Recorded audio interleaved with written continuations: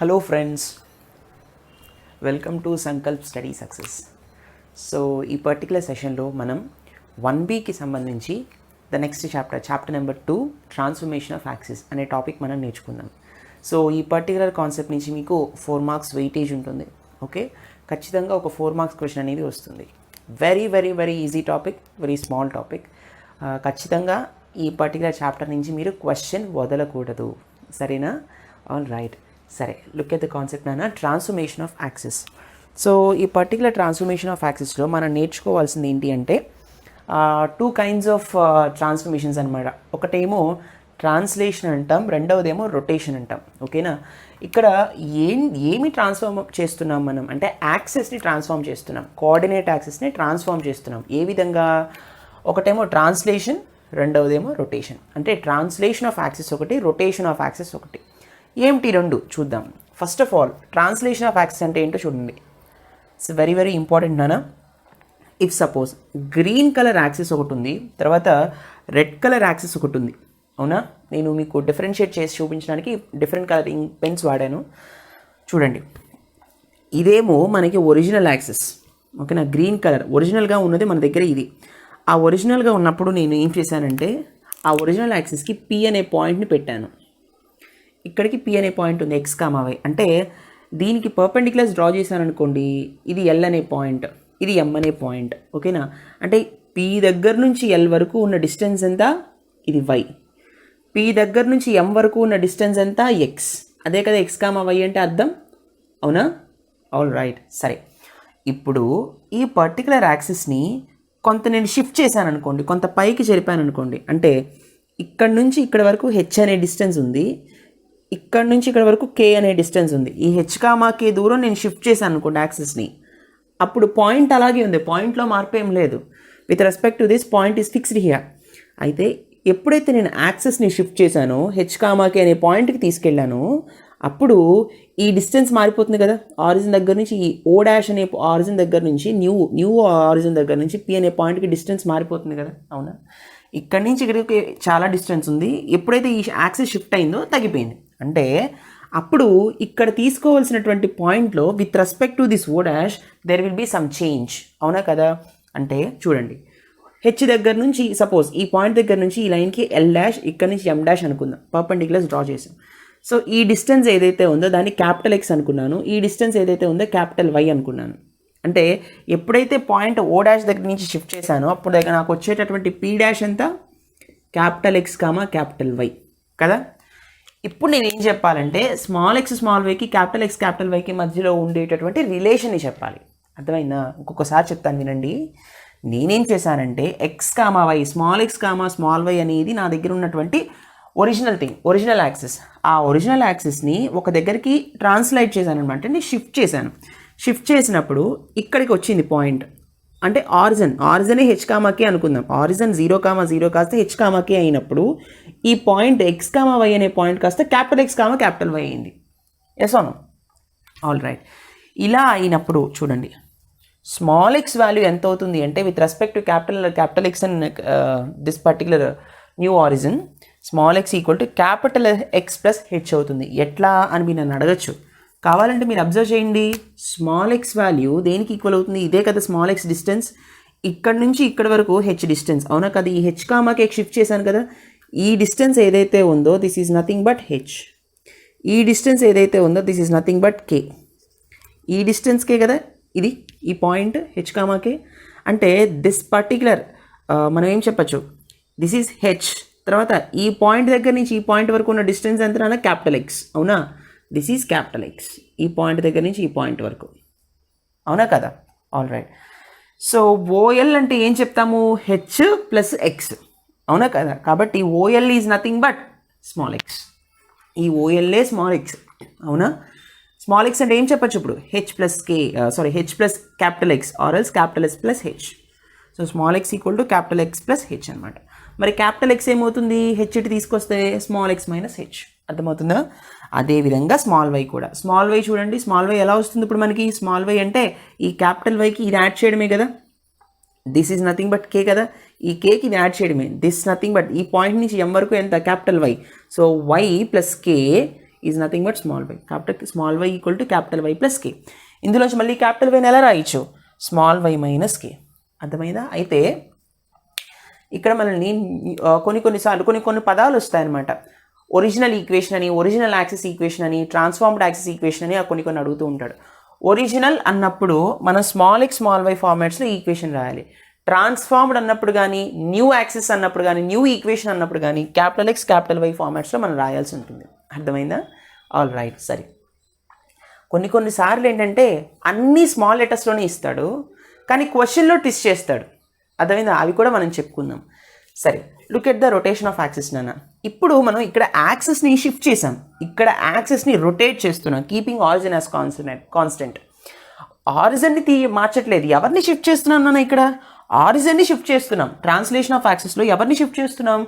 ఆరిజిన్ని shift చేస్తున్నాం. ఇక్కడ origin దగ్గరే ఉంచి యాక్సిస్ని ఇలా తిప్పుతున్నాం అనమాట. అర్థమైందా? కొంత యాంగిల్ తిప్పుతాం. ఎలా అంటే సపోజ్ నా దగ్గర ఒరిజినల్ యాక్సిస్ ఉంది, ఎక్స్ యాక్సిస్ వై యాక్సిస్. దీన్ని ఏం చేస్తున్నానంటే కొంత యాంగిల్ నేను ఇలా రొటేట్ చేశాను. ఎప్పుడైతే కొంత యాంగిల్ రొటేట్ చేశానో, సపోజ్ ఇక్కడ పాయింట్ పి ఉందనుకోండి with respect to new original axis, green colour యాక్సిస్కి సంబంధించి పి ఎక్స్ కామా వై అనే పాయింట్ ఉంది అనుకుందాం, లెటర్ సపోజ్. అయితే ఇక్కడ ఎక్స్ కామా వైతో సంబంధం లేదు ఇన్ ద సెన్స్ ముఖ్యంగా మనకు కావాల్సింది ఏంటి అంటే ఇక్కడ తీటా, అంతే. నేను తీటా అనే యాంగిల్ తిప్పినప్పుడు అప్పుడు దీని యొక్క కోఆర్డినేట్స్ కొంచెం మారుతాయి కదా, అవునా కదా? అంటే చూడండి, సపోజ్ నేను ఇంకా రొటేట్ చేయనప్పుడు green colour axis with respect to green colour axis నేను ఏం చేస్తానంటే పి అనే పాయింట్ తీసుకున్నాను, దానికి పర్పెండిక్యులర్ డ్రా చేశాను. ఓకేనా? పర్పెండిక్యులర్ డ్రా చేశాను. అప్పుడు పి అనే పాయింట్, ఇంకా రెడ్ అనేది గీలేదు నేను, సో పర్పెండిక్యులర్ డ్రా చేశాను. ఇలా ఉంచండి. ఎప్పుడైతే నేను రొటేట్ చేశానో, ఈ పర్టికులర్ పాయింట్ దగ్గర నుంచి తీటా అనే యాంగిల్ రొటేట్ చేశాను, అప్పుడు దీనికి ఈ పర్టికులర్ రెడ్ యాక్సిస్ మీదకి నేను ఒక పర్పెండిక్యులర్ డ్రా చేశాను. ఒక 90 degrees పర్పెండిక్యులర్ ఇలా డ్రా చేశాను. పిఎం డ్రా చేసినప్పుడు ఇక్కడ నాకు ఎంత యాంగిల్ ఉంటుంది అంటే, ఇక్కడ ఎంత యాంగిల్ ఉందో ఇక్కడ అంతే యాంగిల్ ఫామ్ అవుతుంది. అంతే యాంగిల్తో నేను డ్రా చేశాను అనమాట. ఇక్కడ 45 degrees తీసుకున్నాను అనుకోండి, ఇక్కడ 45 degreesతో ఒక లైన్ డ్రా చేశాను పర్పెండిక్యులర్. అప్పుడు ఏమవుతుంది? సి ఫ్రెండ్స్, ఈ పిఎల్ ఈ ఎంఎన్ ప్యారలల్ లైన్సే కదా, అవునా? మళ్ళీ ఎం అనే పాయింట్ దగ్గర నుంచి కిందకి డ్రా చేయాల్సి వచ్చింది. Yes no? సో ఇక్కడ అర్థం చేసుకోవాల్సింది ఏంటి అంటే, ఇప్పుడు ఇది క్యాపిటల్ ఎక్స్, ఇది క్యాపిటల్ వై, గ్రీన్ ఏమో స్మాల్ ఎక్స్ స్మాల్ వై. అంటే ఒరిజినల్ వచ్చేసి స్మాల్ ఎక్స్ స్మాల్ వైలో ఉంటుంది. రొటేట్ చేసినప్పుడు కొత్తగా వచ్చినటువంటి ట్రాన్స్ఫార్మ్డ్ ఈక్వేషన్ ఏమవుతుంది అంటే క్యాపిటల్ ఎక్స్ క్యాపిటల్ వైలో ఉంటుంది. ఓకేనా? సో ఇప్పుడు స్మాల్ ఎక్స్ వాల్యూ ఎంత అంటే capital X cos theta with respect to theta చెప్తున్నాం ఇక్కడ. ఓకేనా? ఇక్కడ with respect to H comma K shift new point చెప్పాం, ఇక్కడ విత్ రెస్పెక్ట్ టు తీటా చెప్తాం. అది గుర్తుపెట్టుకోండి. ఈ ఫార్ములాస్ మీరు బై హార్ట్ చేసుకోవాలి. ఓకేనా? So small x equals to ఏమవుతుంది నాన్న? Small X equal to capital X cos theta minus capital Y sine theta. గుర్తుపెట్టుకోండి. స్మాల్ ఎక్స్ వాల్యూ ఎంత అవుతుంది అంటే P of x comma y కదా మనం చెప్పుకుంటాం. P of x comma y కదా, ఎంత అంటే ఇక్కడ ఎక్స్ వాల్యూ ఎంత అవుతుందంటే capital X cos theta minus capital Y sine theta అవుతుంది. ఓకేనా? ఆ తర్వాత y is equal to capital Y cos theta plus capital X sine theta అవుతుంది. అంటే ఇక్కడ చూడండి, with respect to green colour axis, ఇక్కడ గ్రీన్తో మెన్షన్ చేస్తే మీకు అర్థమవుతుందేమో. సీ ఫ్రెండ్స్, అంటే ఒరిజినల్గా ఎక్స్ కామా వై ఉంది పాయింట్. ఇప్పుడు నాకు ఎప్పుడైతే రొటేట్ చేశానో అప్పుడు అది ఏమవుతుందన్నా capital X comma capital Y అయిపోతుంది. ఇదే పాయింట్ ఎప్పుడు నేను రొటేట్ చేసి చూసినప్పుడు, అవునా కదా? This point will be capital X comma capital Y with respect to the transformed axis. సరే, ఎక్స్ కామా వై కావాలనుకోండి, అంటే విత్ రెస్పెక్ట్ టు ఒరిజినల్ యాక్సిస్తో నాకు ఎక్స్ కామా వై వాల్యూస్ కావాలనుకోండి, అప్పుడు నేను capital X cos theta minus capital Y sine theta చేస్తాను. Y కావాలంటే y cos theta plus x cos theta, capital X cos sine theta అని చేస్తాను. సో చూడండి, ఇది ఎలా గుర్తుపెట్టుకోవాలి సార్ అని మీరు నేను అడగచ్చు. Listen carefully. ఒక్కసారి ఇది చూడండి. సీ ఫ్రెండ్స్, ఈ పర్టికులర్ బ్లాక్ డయాగ్రామ్ మీకు గుర్తుపెట్టుకున్నారనుకోండి, మీరు క్యాపిటల్ ఎక్స్ క్యాపిటల్ వై అడిగినా, స్మాల్ ఎక్స్ స్మాల్ వై అడిగినా సరే ఈజీగా చేయగలుగుతారు. రైట్? హియర్ ఎలా అంటే ఇది చూడండి. ఇప్పుడు హారిజాంటల్గా X Y capital X capital Y తీసుకోవాలి, వర్టికల్గా స్మాల్ ఎక్స్ స్మాల్ వై తీసుకోవాలి. అది for sure. Cos theta minus sine theta cos theta తీసుకోండి. ఇప్పుడు ఈక్వేషన్స్ ఎలా రాయాలో చెప్తాను, జాగ్రత్తగా వినండి. స్మాల్ ఎక్స్ అంటే ఏంటి అంటే క్యాపిటల్ ఎక్స్ కాస్ తీటా, ఓకేనా, capital minus capital Y sine theta. చూడండి, small X equal to capital X cos theta minus capital Y sine theta. ఓకేనా, అర్థమైందా? ఆ తర్వాత లిసన్ కేర్ఫుల్లీ.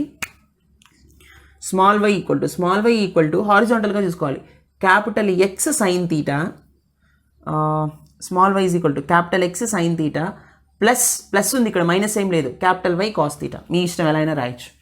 ఇప్పుడు నాకు క్యాపిటల్ ఎక్స్ కావాలనుకోండి, ఎలా రాస్తాను అంటే వర్టికల్గా చూసుకోవాలి, ఎక్స్ కాస్ తీటా, ఓకేనా, ప్లస్ ఏ ఉంది ఇక్కడ, మైనస్ సింబల్ ఏం లేదు, వై సైన్ తీటా. అర్థమైందా? ఆ తర్వాత క్యాపిటల్ వై కావాలనుకోండి, నేను ఎలా రాస్తాను అంటే minus x sine theta, or else మీ ఇష్టం, సైన్ ఇటువైపు రాసుకోవాలన్నా మీ ఇష్టం. ముందు కావాలంటే కాస్ రాసుకోండి. క్యాపిటల్ వై ఎలా రాస్తా అంటే y cos theta minus x sine theta. అంటే ఈ పర్టికులర్ బ్లాక్ డయాగ్రామ్ మీకు తెలిసిపోయింది అనుకోండి, ఈక్వేషన్స్ రాయడం చాలా ఈజీ. ఇక్కడ మీరు ఒరిజినల్ యాక్సెస్ ఫైండ్ అవుట్ చేయమన్నప్పుడు, ట్రాన్స్ఫార్మ్డ్ యాక్సెస్ ఫైండ్ అవుట్ చేయమన్నప్పుడు అడిగిన దాన్ని బట్టి మీరు ఇవి తీసుకోవాల్సిన అవసరం ఉంటుంది. అర్థమైందా? It's very very important. So మనం మళ్ళీ చెప్పండి, క్యాపిటల్ ఎక్స్ క్యాపిటల్ వై హారిజాంటల్గా, capital small X small y వర్టికల్గా తీసుకోవాలి. Cos minus sine cos minus sine cos. ఓకేనా? వాటిని బట్టి స్మాల్ ఎక్స్ అంటే హారిజాంటల్గా స్మాల్ ఎక్స్ వాల్యూ ఇలాగే ఉంది కదా, స్మాల్ ఎక్స్ వాల్యూ ఎలా తీసుకుంటాము, capital X cos theta minus capital Y sine theta. Small y ఎలా తీసుకుంటాము, capital X sine theta plus capital Y cos theta. ఓకేనా? నెక్స్ట్ క్యాపిటల్ ఎక్స్ ఎలా తీసుకుంటాము, x cos theta plus y sine theta. Capital Y ఎలా తీసుకుంటాము, minus x sine theta plus y cos theta. అర్థమైందా?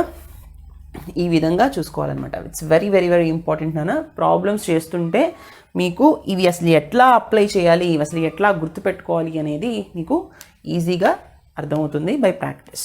Let's do some problems basing on these particular